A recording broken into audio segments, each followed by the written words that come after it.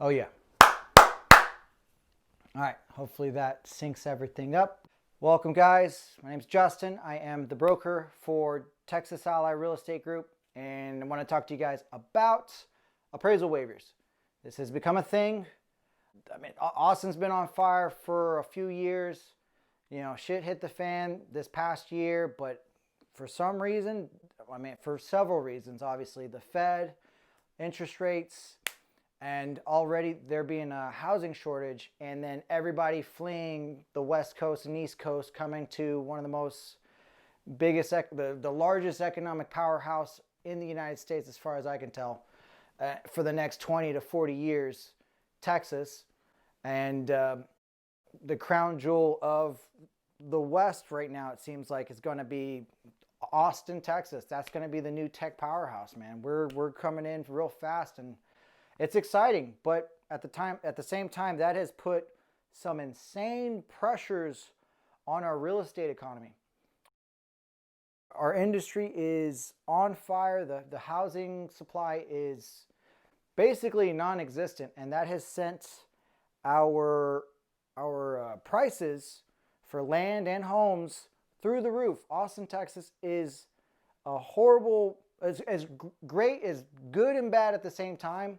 If you're already owning, it's great. You're just cashing in on this stuff. If you're trying to jump in, you're fighting with 50 other people on every single house. It feels like anything under 400K, multiple offers. It's insane.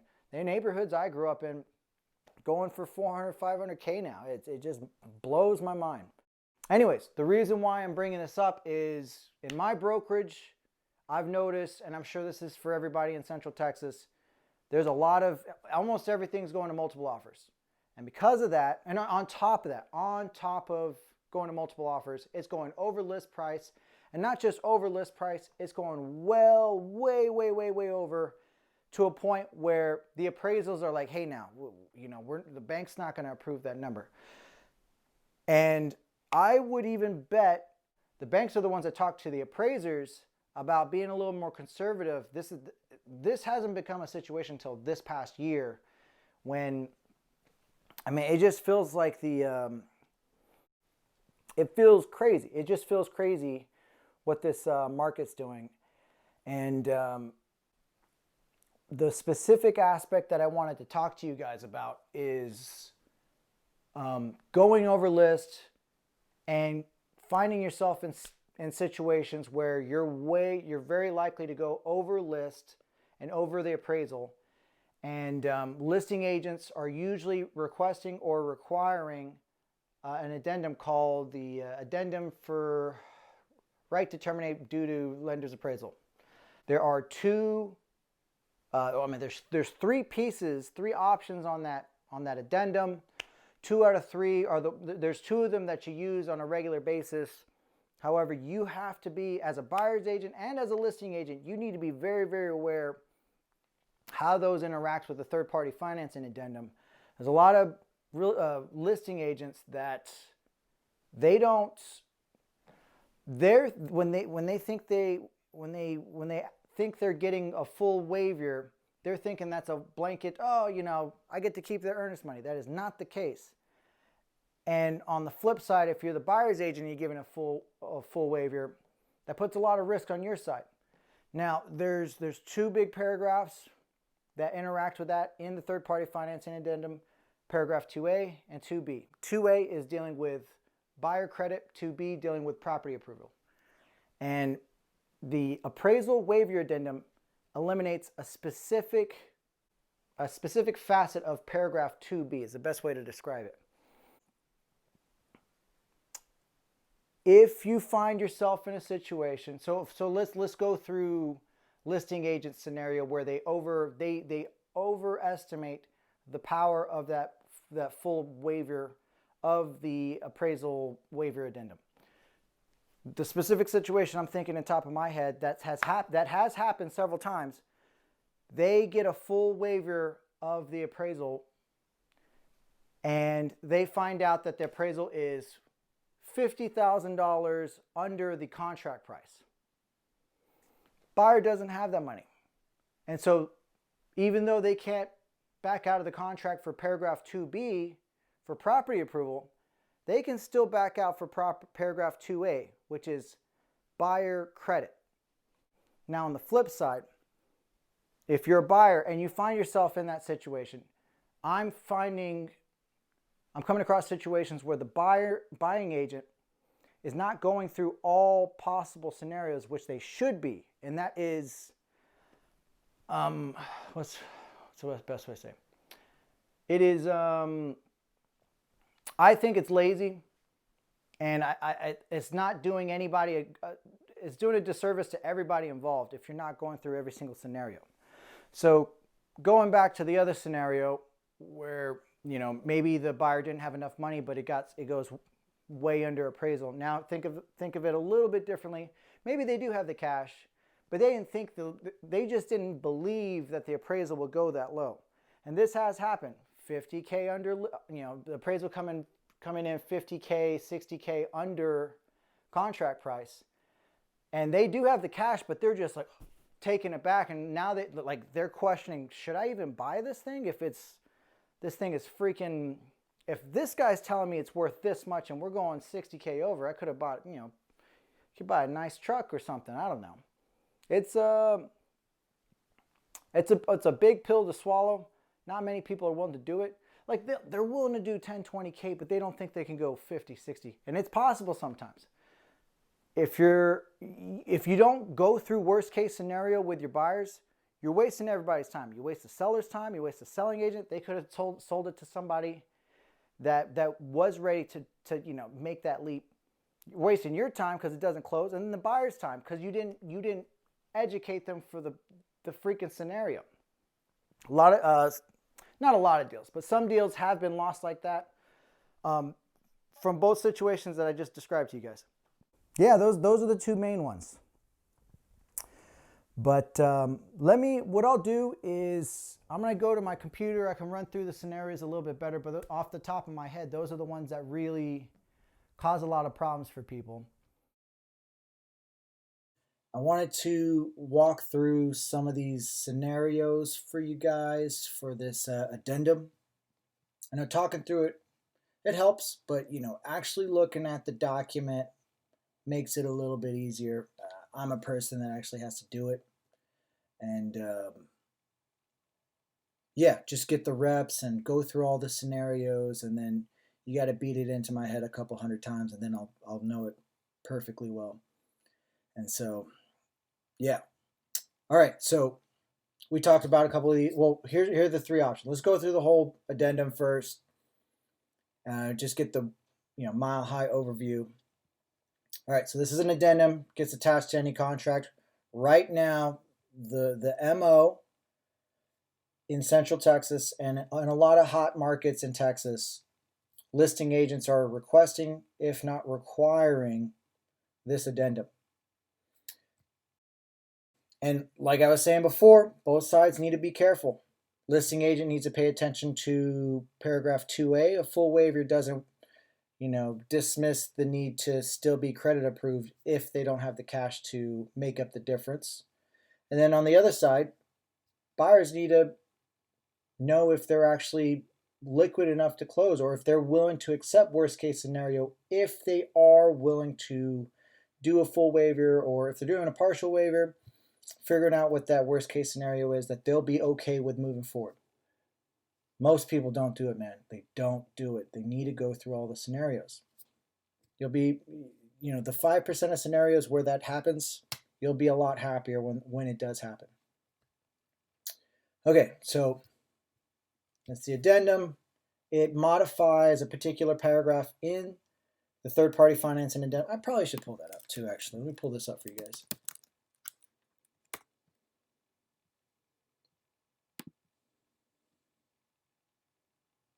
All right, so check this out. Third-party financing addendum. These are the two paragraphs I was telling you guys about. Buyers, you need to be aware of this. Buyers and sellers, definitely the agents 100% need to know this stuff backwards and forwards. And my experience is the average agent doesn't. They don't know how the mechanisms, it's more like monkey see, monkey do. You need to know these things backwards and forwards and exactly how the mechanism works, okay? So let's get back to this other. This is the addendum.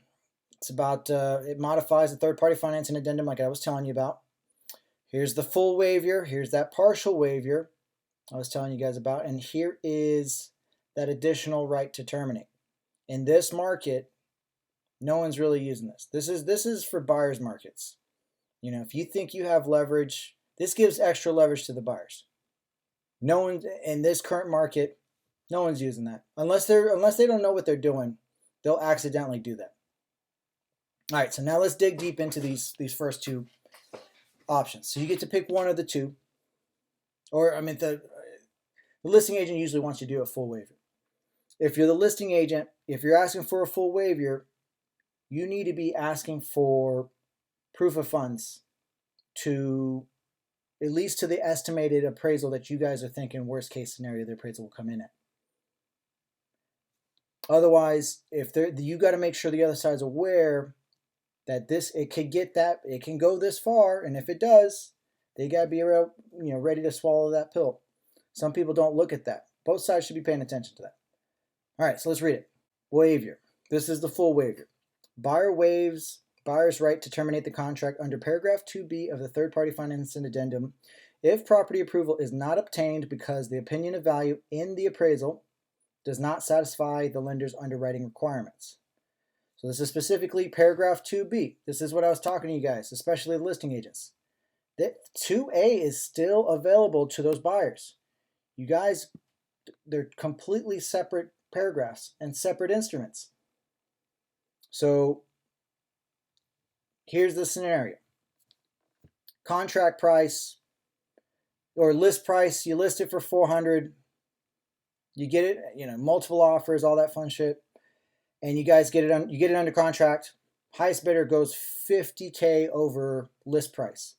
When the listing agent did his numbers, he was looking at the possible range for appraisals and he was thinking, anywhere from 390 to 410 or whatever.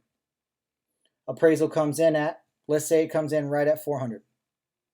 And the buyer, if they weren't ready for that, they're putting their down payment on top of that extra money. So what the lender will end up doing is they'll lend on the 400 if it appraises for 400. So that they basically have to come up with everything on top of that. You get what I'm saying?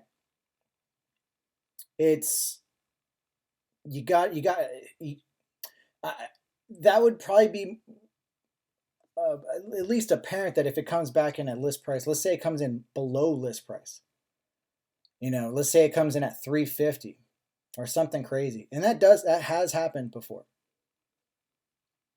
You got to be ready for those situations. All right, so let's go back to that paragraph. If the lender reduces the amount of the loan due to the opinion of value, the cash portion of the sales price is increased. That's exactly what I was just telling you guys. So let's do this. Let's go back to that $400,000 scenario. You got $400,000 or contract price $450. It's a 10% down. Let's say it's a 10% down conventional loan. The appraisal comes in at $400K. So they got to put 10% of $400K, $40K, $40,000 to the $400,000. And then on top of that $40,000, they got to put that, if the contract price was $450, an additional $50,000. So they're putting $90,000 down in that situation. It's not many people that got that kind of cash. You got to be ready. I mean, in Austin, you got all the crazy tech people, so there's some people walking around with that cash, and that's awesome. Okay, so I think I mentioned the listing agent's perspective, buyer's agent perspective. You want to know what your limit is if you're going to do the full waiver. The second option is don't do the full waiver, do the partial waiver. So that's where I think is the more honest route. I think it's actually a real selling point I really think it's a real selling point that you've actually thought out your worst case scenario. And I was able to win a couple bids this way by communicating to the listing agent, like, look, you better check if they're giving you a full waiver, you better check if they got proof of funds for the worst case scenario. So in my scenario, the one I'm thinking right off the top of my head, I had a listing agent who was requiring full waivers and wasn't checking proof of funds. And I told her, like, you might want to consider checking proof of funds. Like, you and I both know this was probably going to appraise for X. We got a contract for here. My person has enough money to cover all the way down to this point. Have you asked your other people if it appraises at that point? Do they have the cash to close? If they don't have that cash, they can still get out on paragraph 2A. I had to walk her through it.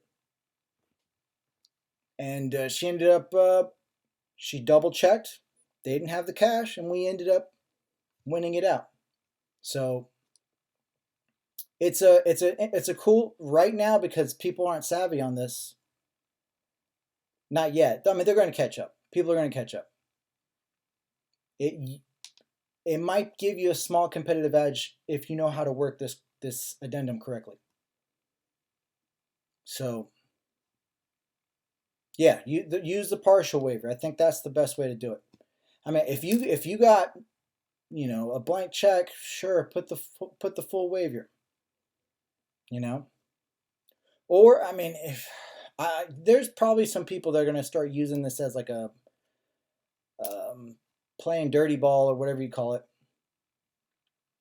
where they'll put the full waiver fully knowing that their buyer, that they can get out because they can't get approved otherwise. So they still can skate out using the paragraph 2A. So there's probably going to be some sneaky buyer agents that are not, they're probably going to be, I'm going to call it acting in bad faith. It's not cool if they do that, but I know there's going to be people that are going to do that. You know, there's man, especially like, I feel like Houston over there, that happens a lot. That kind of shady stuff, man. I don't know. There's a weird culture over there for that kind of shit. But yeah, I guess we've nailed through these different versions. Why the partial waiver might be better. Usually, it's going to be better for both parties because it usually indicates that they've actually vetted out all the scenarios. If you're going to get the full waiver, you better get a proof of funds while you're doing it. I would definitely highly recommend you guys review paragraph 2A and 2B of the third party financing addendum because these are both, people still get it mixed up. It's like the two most important paragraphs of the entire contract, honestly, because 99% of people get financing, and if something happens, these are, aside from the option period, these are the two most common things that are allowing or two common outs for a buyer to get out of the contract. So anyways, if you guys have any questions, give me a holler, and if you have any more ideas for videos, let me know. All right, guys, thanks.